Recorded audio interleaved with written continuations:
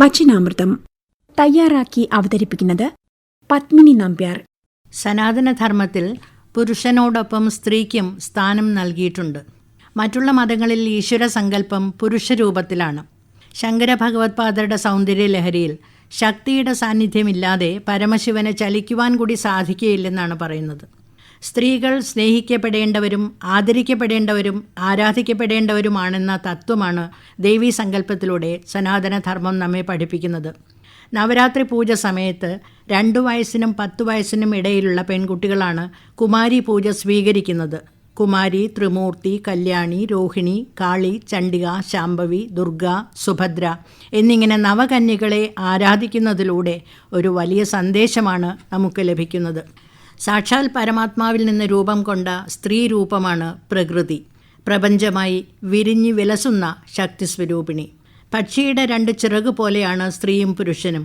രണ്ടും ഒന്നിച്ച് പ്രവർത്തിച്ചാൽ മാത്രമേ സമൂഹത്തിൽ ഉന്നതി ഉണ്ടാകുകയുള്ളൂ എന്ന് മഹാത്മാക്കൾ പറഞ്ഞു തന്നിട്ടുണ്ട്. എങ്കിലും ഇന്ന് സ്ത്രീ സ്വാതന്ത്ര്യം എന്നുള്ളതിന് എന്തൊക്കെയോ വികലമായ നിർവചനങ്ങളോ വിശേഷണങ്ങളോ ഒക്കെ കൈവന്നതുപോലെ തോന്നുന്നു. പുരുഷ ഗുണങ്ങളും സ്ത്രീ ഗുണങ്ങളും എല്ലാ വ്യക്തികളിലും ഉള്ളതാണ്. പുരുഷന്മാരിൽ പുരുഷ ഗുണങ്ങൾക്ക് വളർച്ച കൂടുതൽ ഉണ്ടാകണം എന്നതുപോലെ സ്ത്രീകളിൽ സ്ത്രൈണ ഗുണങ്ങൾക്ക് തന്നെയാണ് വളർച്ച കൂടുതൽ വേണ്ടത്. ഇത് രണ്ടും സമന്വയിക്കുന്നതിലാണ് കുടുംബത്തിലും സമൂഹത്തിലും ശാന്തിയും സമാധാനവും കൈവരുക. സ്വന്തം പരിധി നിർണയിക്കേണ്ടത് അവനവൻ തന്നെയാണ്. ജഗദീശ്വരിയെ പല ഭാവത്തിൽ നാം പൂജിക്കാറുണ്ട്. സൗമ്യയായി, ലളിതയായി, സരസ്വതിയായി, ലക്ഷ്മിയായി, ചണ്ഡികയായി, ഭദ്രകാളിയായി. ഒരു സ്ത്രീക്ക് ഇതിലെ ഏത് രൂപവും സ്വീകരിക്കാം. അത് സമയവും സന്ദർഭവും നോക്കിയാവണം.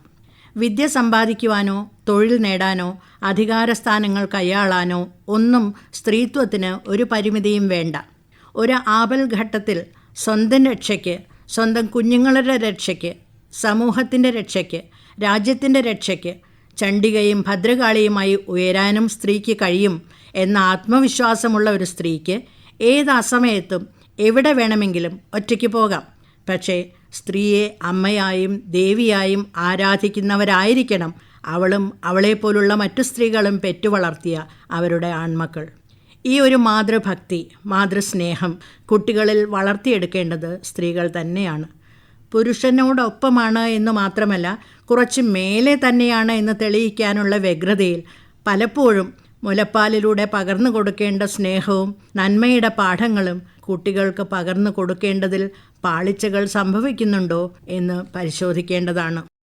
നിസ്സാര കാര്യങ്ങൾക്കായി ഭർത്താവുമായി കലഹിച്ച് അതിവിവാഹബന്ധം അവസാനിപ്പിക്കുന്നത് വരെ എത്തിക്കുന്ന ഭാര്യമാരും, ജോലിക്ക് പോകുന്ന ഭാര്യയെ അനാവശ്യമായി സംശയിച്ച് ബന്ധം അവസാനിപ്പിക്കുന്ന ഭർത്താക്കന്മാരും, അവരിൽ പരസ്പരം സ്നേഹവിശ്വാസങ്ങൾ വളർത്താൻ ശ്രമിക്കാതെ മക്കളുടെ ദുശ്ശാഠ്യങ്ങളിൽ എരുതിയിൽ എണ്ണ എന്ന പോലെ ഇടപെട്ട് നശിപ്പിക്കുന്ന മാതാപിതാക്കന്മാരും എല്ലാം ഈ ദുസ്ഥിതിക്ക് ഉത്തരവാദികൾ തന്നെയാണ്.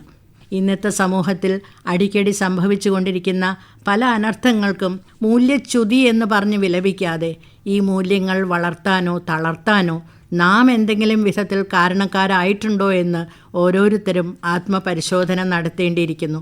ചുരുങ്ങിയത് എൻ്റെ പ്രവൃത്തികളും ചിന്തകളും സ്വപ്നങ്ങളും ധാർമ്മികമാണോ?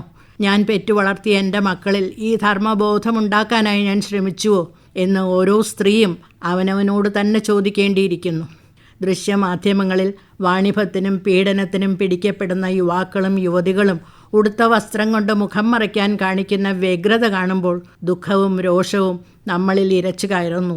ഈ നാണക്കേടിൻ്റെ ഉത്തരവാദികൾ അവർ മാത്രമാണോ? ചിന്തിക്കേണ്ടതാണ്. യാ ദേവി സർവഭൂതേഷു മാതൃരൂപേണ സംസ്ഥിത നമസ്തസ്യേ നമസ്തസ്യേ നമസ്തസ്യേ നമോ നമ. സർവമനുഷ്യരിലുമുള്ള മാതൃഭാവത്തെ ഉണർത്തി വളർത്തിയാൽ ജീവിതം കൂടുതൽ ശാന്തി നിർഭരമാകുക തന്നെ ചെയ്യും. പത്മിനി നമ്പ്യാർ തയ്യാറാക്കി അവതരിപ്പിച്ച വചനാമൃതമാണ് ഇതുവരെ കേട്ടത്.